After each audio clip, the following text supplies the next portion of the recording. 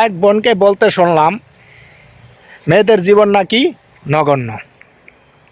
তা আমি ওই বোনকে বলতে চাই মেয়েদের জীবন কিভাবে নগণ্য হয়।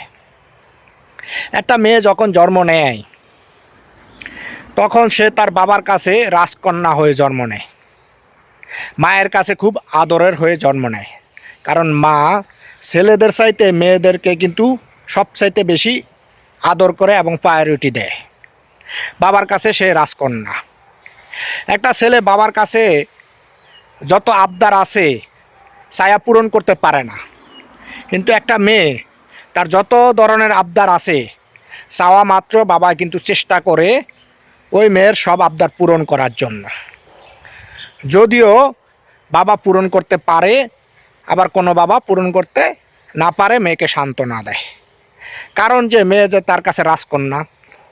তো একটা মেয়ে তার বাবার কাছে 17-18 বছর পর্যন্ত সে রাজকন্যা হয়ে থাকে এবং সুশিক্ষা শিক্ষিত করে।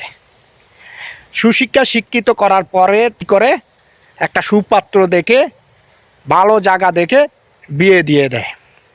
বিয়ে দেওয়ার পরে ওই মেয়েটা হয়ে যায় তার স্বামীর অধীনে, এবং একজন স্বামী তার স্ত্রীকে এই পরিমাণ ভালোবাসে, খালি বাকি থাকে তার কলিজাটা কেটে ওই স্ত্রীকে বুনা করে খাওয়ানোর কাজ।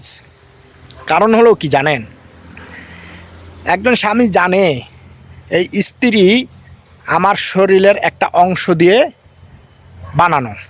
ওই যে কথায় আছে না, যে বলে না, হুজুররা তো বলে যে ছেলেদের বাম পাজরের হাড় দিয়ে একটা মেয়েকে বানানো হয়, তার স্ত্রীকে বানানো হয়। তো ওই ছেলেটা তো জানে যে আমার স্ত্রী আমার শরীরের অংশ, আমার শরীরের অংশকে আমি কি অযত্ন করতে পারি না, পারি না। তখন ওই স্বামী স্ত্রী সংসার করতে গেলে তাদের ভিতরে একটু মান অভিমান হয়ে থাকে, একটু ঝামেলা হয়ে থাকে। এটা সব সংসারই হবে, কারণ এটা না হলে স্বামী স্ত্রীর ভালোবাসা কিন্তু মজবুত হয় না। কারণ মান অভিমান যদি নাই হয় তাহলে আপনাদের ভিতরে কিসের ভালোবাসা? যে ভালোবাসার ভিতরে মান অভিমান নাই সেটা কোনো ভালোবাসা হতে পারে না। সেটা শুধু কি জানেন, ওই যে আপনারা বলেন না টাইম পাস করায়, সেটাকে টাইম পাস করাই বলে। যেটা অরিজিনালি খাঁটি ভালোবাসা তাদের ভিতরে মান অভিমান হবে। ওই স্বামী কি করে, তাকে তার মত পর্যন্ত তার সমস্ত বরণ পোষণ সব কিছু দিয়ে তাকে রানীর মতন করে রাখে, যাতে করে কোনো মানুষ বা অন্য কেউ তার স্ত্রীকে একটা বাজে কথা বলতে না পারে এবং কেউ কুদৃষ্টিতে না তাকাতে পারে। সেই জিনিসটাও ওই স্বামী চেষ্টা করে। কিন্তু কিছু কিছু বোন আছে স্বামীর ভালোবাসা তো বোঝেই না, সে অন্য জায়গায় গিয়ে পরকীয়ায় জড়িয়ে যায়। এই জন্য স্বামী স্ত্রীর সংসারটা অশান্তি সৃষ্টি বেশি হয়। তারপরে যে সে হয়ে যায় মা হয়ে যাওয়ার পরে তার দায়িত্ব থাকে তার সন্তানদের মানুষ করা। এখন মা যদি সন্তানের জন্য দোয়া করে, সন্তান দুনিয়া তো কামিয়াব, আখেরা তো কামিয়াব। আর যদি বদদোয়া করে, দুনিয়া তো ধ্বংস, আখেরা তো ধ্বংস। এখন বলা হয়েছে যে মায়ের পায়ের নিচে জান্নাত, এখানে কিন্তু এই কথাটা বলা হয়েছে, আমরা সবাই কিন্তু জানি। তারপরে সন্তানদেরকে বলা হয়েছে তুমি দোয়া করো তোমার মায়ের জন্য, একে একে 3 বার বলা হয়েছে। এবং আল্লাহ তাআলা কিন্তু কোরআনুল কারিমের ভিতরে একটা আয়াত নাজিল করেছে বাবা মার জন্য দোয়া করার জন্য। তা আপনি কি করে বলেন যে মেয়েদের জীবনটা নগণ্য? এবং দুনিয়া থেকে বিদায় হয়ে যাওয়ার পরও আপনি কিন্তু আপনার স্বামীর সাথে ওই জান্নাতে থাকবেন। দুনিয়াতে যেমন আছেন জান্নাতেও থাকবেন।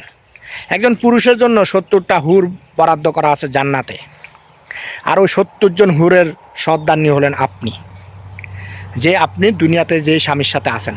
এবং প্রত্যেক স্বামী কিন্তু তার স্ত্রীর জন্য দোয়া করে থাকেন যে আল্লাহ তুমি তাকে মাফ করে দাও, তাকে তুমি জান্নাতবাসী করো।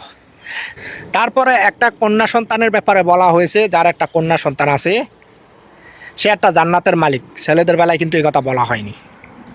তারপরেও যদি বলেন মেয়েদের জীবন নগণ্য, তাহলে আমি তো মনে করি আপনার জীবনটা আপনিই নগণ্য বানিয়ে ফেলাইছেন। এখানে অন্য কারো দোষ নাই। আপনি সংসারে কাজ করতে আসলে শ্বশুর শাশুড়ি বা অনেক কেউই থাকবে। আপনি এখন বউ, একদিন শাশুড়ি হয়ে যাবেন। আপনি ঠিক যেরকম করবেন আপনার সাথে ঠিক ওই রকমই হবে। কেন এটা বুঝতে আসেন না? আর আল্লাহ তাআলা তো বলে দিয়েছে তুমি যেমন তোমার জীবন সঙ্গিনী ঠিক তুমি তেমনই পাবে। অতএব আপনার জীবনটাকে আপনি নগণ্য করবেন না, কারণ এর জন্য আপনি নিজেই দায়ী।